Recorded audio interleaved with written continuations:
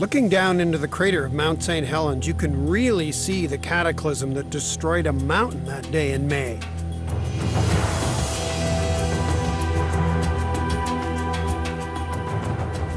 Nearly one entire side of the volcano has been ripped away. Millions of tons of rock, lava, dust, and dirt have disappeared. Well, not quite. We're actually sitting here on the top of what was missing from Mount St. Helens, the top and inside of the volcano, which essentially had been swollen outward by rising magma in the months preceding the 1980 eruption and collapsed in the largest landslide in recorded history. So if you ask yourself, where did the missing part of Mount St. Helens go?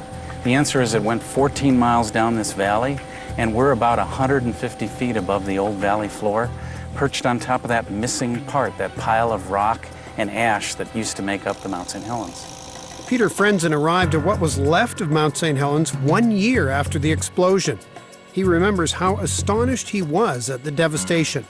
We're in the canyon of the North Fork of the Toutle River. Essentially, that river was as buried as this entire valley was, beneath 150 feet of debris. So this river had a lot of work to do. It had to cut its new course through these jumbled deposits. So some of the highest sediment erosion rates and sediment transport rates ever measured were measured in this canyon over the course of the first year or so, a year and a half, 2 years, as this river cut its way down through this deposit and created a new bed for itself. 230 square miles of forest flattened in 3 minutes' time. Basically, an entire river valley completely buried and reshaped in 10 minutes' time. Today, 20 kilometers away, you can still see the remnants of what had been a thick carpet of old-growth forest, incinerated where the tree stood by the pyroclastic flow and lava that spewed from the side of the mountain. 7 kilometers from the base of the mountain is Spirit Lake. The eruption filled it with muck and dirt, raised the temperature to the boiling point, killing all life inside, and filled it with thousands of trees. They float there to this day. The landscape is dotted with massive rocks and hills, hummocks they're called, made up of the rocks and pumice that pelted down like hail on the day of the eruption. Well, when I first came out here a year after the eruption and we had crews out here surveying the vegetation, we didn't find a single plant. So this area was very brown, was very gray. A lot of the steep, rocky hillsides behind me were covered in soft material. So this area was a very different, almost lunar-looking landscape after the eruption. Here we have a completely bare surface, and this kind of bare rock, even though we're on the trail right here, this bare rock is a lot what it was like 30 years ago. Bare rock with no plants growing. The first plants to come in were the alpine lupin, which we can see growing here. They're the first plants to come in. They're a legume, they fix nitrogen, they create soil that the other plants rely on. Biologist John Bishop is interested in how nature regenerates.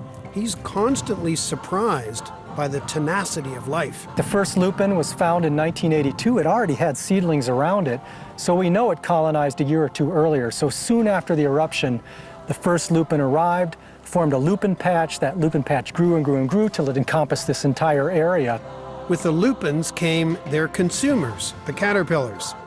And with the caterpillars came the birds. We essentially have a two-dimensional structure here.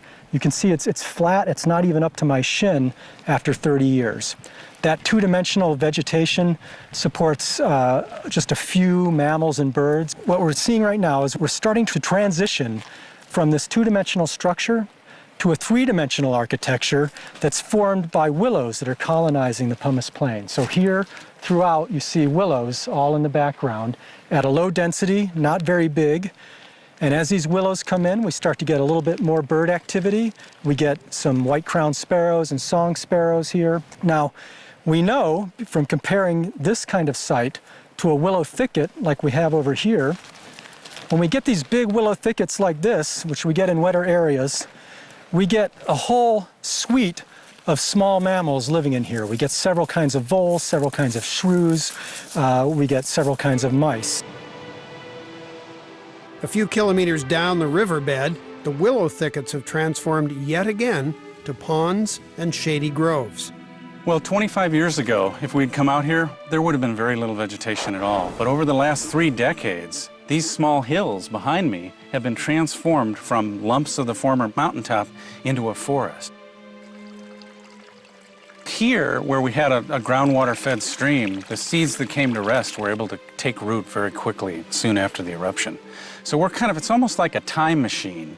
If we walk out in those open areas, this area gives us a glimpse at what those areas will look like in the future. Effectively, this is a few decades ahead, and we're really looking at what most of this valley will look like in the years ahead. Most of us tend to focus on volcanic eruptions as really destructive, calamitous events, and they are.